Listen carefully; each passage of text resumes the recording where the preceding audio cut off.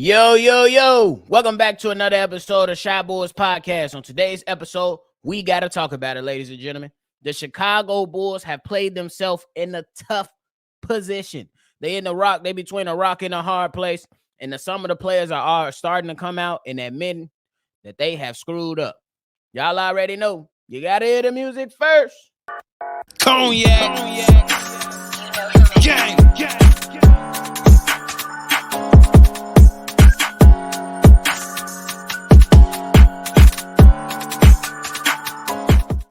Bulls Podcast with the Cognac Boys. I'm Cognac Boy Bobby, holding it down on another episode of Shy Bulls Podcast for me and my co-host C-Dub. If you like what you're listening to today, hit the like button and subscribe to the channel if you haven't done so already. Look, y'all, we already know. We know what it is with our Chicago Bulls this season. They have been nicknamed the Chicago Bulls Shitters by a bevy of people, starting off with the main lady, Auntie Goon, leading the charge because these guys have screwed it up.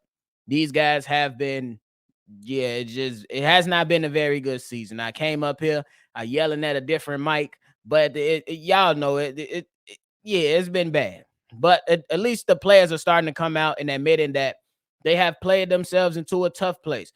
They are in between a rock and a hard place. They are the gum on the bottom of somebody's shoe right now. They trash, and that's just what it really is. They have underachieved this season. It has been very, very disappointing. Even if the Bulls somehow figure out how to make it to the playoffs, I see it being a quick series between them and Milwaukee. I just see it because I think that the end of position will come down to Boston and Milwaukee. Milwaukee's on the road. Boston has lost 3 games straight. They slide down. I think Milwaukee will be if the Bulls get squeaking.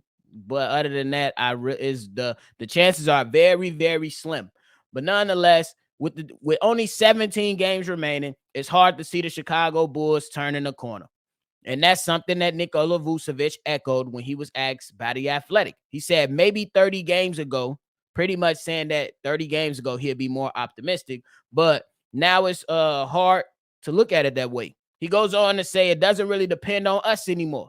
I mean, it does. We have to win, but we're depending on the people in front of us on how they do, meaning that they got to lose. So it's hard to say after 65 games, we didn't figure it out. It's tough to believe that something's just going to click like that. We'll see. We're going to keep fighting, keep hoping something happens, but it's obvious we've put ourselves in a very difficult spot. Now, Vooch, shout out to you, Brody. You came out here and you was honest. I respect the honesty. Definitely after I gave you some smoke, Doug gave you some smoke. It is what it is. But I can always respect honesty because simply put, you and your teammates have been trash. You know what I'm saying? And I believe the first half of the season was your better perform. You were performing better the first half of the season versus now in the second half of the season. That's just my opinion. But DeMar DeRozan also chimes into this and gave his honesty about the state of the Chicago Bulls, going on to say, we can't hit a home run overnight with one game. It's one game at a time. As long as we've got time, as long as this thing's still ticking, we've got an opportunity. We can't put our heads down. We can't cry about it. We got to muster up the mental capacity to be able to push through this thing. Shout out to DeMar DeRozan for sounding like he's a motivational speaker, but you guys have to put it on wax at this particular point. At this particular point, I'm not ready to put it on wax, but hey, y'all let me know in the comments. Are the Bulls starting to sound like they are defeated?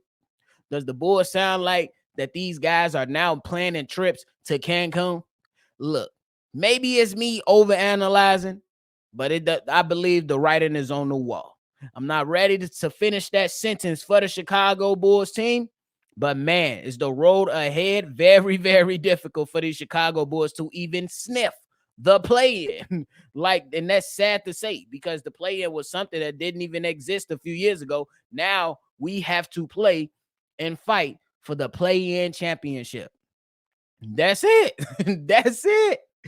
Cause like in all honesty, man, we gotta start being honest about the current state of the Chicago Bulls. Yes, we're gonna sit there and support. Yes, we're gonna sit there and watch, but damn, how much heartache do we gotta continuously deal with a team that starts off the game going crazy and then the wheels just fall off. I don't know. They didn't get the wheel alignment. They didn't tighten up the lugs on the tires good enough, something, but the wheels always fall off at the end of the games to where some bozo play happens, something doesn't get done, or the players can't execute, or the opposing team is getting extra rebounds or making crazy shots like Tyrese Halliburton just did the other night.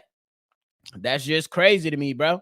That's just crazy to me. Now the Chicago Bulls sit at 12th in the Eastern Conference, 12th, trying to fight for a play-in spot. Now we got to sit here and see if Indiana going to start losing. The Hawks start losing. Toronto Raptors start losing. Some of those teams start losing, and that's really, really sad, especially when we had the aspirations of making it to the playoffs in consecutive years, especially because the front office sold us on the word, what, ladies and gentlemen? Continuity. Continuity has led us to nothing. Continuity has led us to nothing. We look worse than we did last year. I mean, some people pointed out that at the end of last season, you could see that the Bulls was clearly not the same. And that's because, LaVine was hobbled. He was dealing with Lonzo. He dealt with a number of things that happened last year. But, we expected, especially because the Bulls kept so many things to their chest, including the updates on Lonzo or, the updates to the team and the players on the roster. We thought that we was going to be in good position. You know what I'm saying? Be able to at least make that top 6 to where you're not vying for a play-in position and then potentially matching up with somebody that you can potentially beat. And it's because for me, from my perspective, I wanted to see more out of Zach LaVine because of his last playoff series last year. He wasn't really that damn good and he was hurt, but there's no excuse. I'm not giving him no excuses for that. If you on the court, you got to show up. You got to put all that. The great players know how to put that hurt, that pain, everybody hurt around that time. They put it to the side and they rise to the occasion. I wanted Zach LaVine to get another bite at the apple when it came down to that, but clearly the chances are very, very slim when it comes on if we will see that coming up soon. 17 games. I don't know, y'all. How y'all feeling about it all? I don't know. But now at 12th in the Eastern Conference, these guys, in my opinion, have wasted a number of performances by Zach.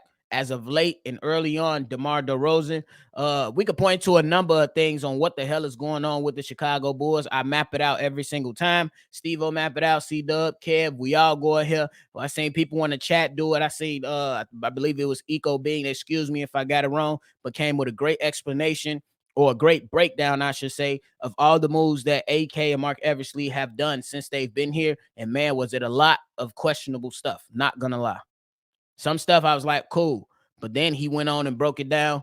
I hope I'm getting that person right. I do believe it was Eco Bean in the chat yesterday in the comment box. But yeah, he gave a great breakdown. But the point is that we can point fingers at just about everything, and that ain't gonna change nothing because the team is what it is. The players are who they are. The coach is who he is. He just we always point to Billy Donovan not making adjustments, chewing his damn gum, and just being lackadaisical or having a lack of situational awareness on the sideline when things need to change or he needs to help the team. We always question that. We've been here before. We've been here all season. I'm keeping a buck with you. We show more compassion on this podcast and dealing with y'all as the fans than the Bulls have shown. Hence why they get the nickname the Bullshitters at this particular moment. They getting accused of having this I don't care attitude, and it's hard to debate that. You know what I'm saying? But the facts are, with all that involved, is that this team, we stink. We stink. And in the great words of Steve-O speaks, why do we even want to see the Bulls get embarrassed in the playoffs? That's something I still want to see extra basketball, but it's something that we really, really have to consider. We really, really have to consider, because do we really want to go ahead and watch this horrible team win a game or two, if or two, you know what I'm saying, in the playoffs, and then Mark Eversley and Arturas Karnisovas or Artie come to the press conference like, man, we made the playoffs and we won 2 games. We did 1 game better than last year. Bro, like what? No. But this front office and Billy Donovan say they want to push for the playoffs. It's cool, but man, now you got reports coming out saying that the Bulls have a greater chance of getting in that top 4 of the draft. So now you're going to have fans clamoring for tank mode. I can't even be mad at them at this point. I know the chances are very, very slim, but the chances are very, very slim when it comes to trying to make the playoffs as well. It's the same difference. If we really think about it, I don't appreciate tanking. I believe in competition, but how could I be mad at some of the fans that want to see the Bulls attempt to get a top 4 pick so they can keep their first round pick? I can't even be mad at y'all at this particular moment. Now, when y'all come on this bullshit and say trade Zach, that's when I'm on y'all ass, because y'all don't trade talent away like that. But that's a topic for another day. The point is that these guys have played themselves into a tough position, and the chances of them getting a top 4 pick, I believe, is higher than them making the playoffs.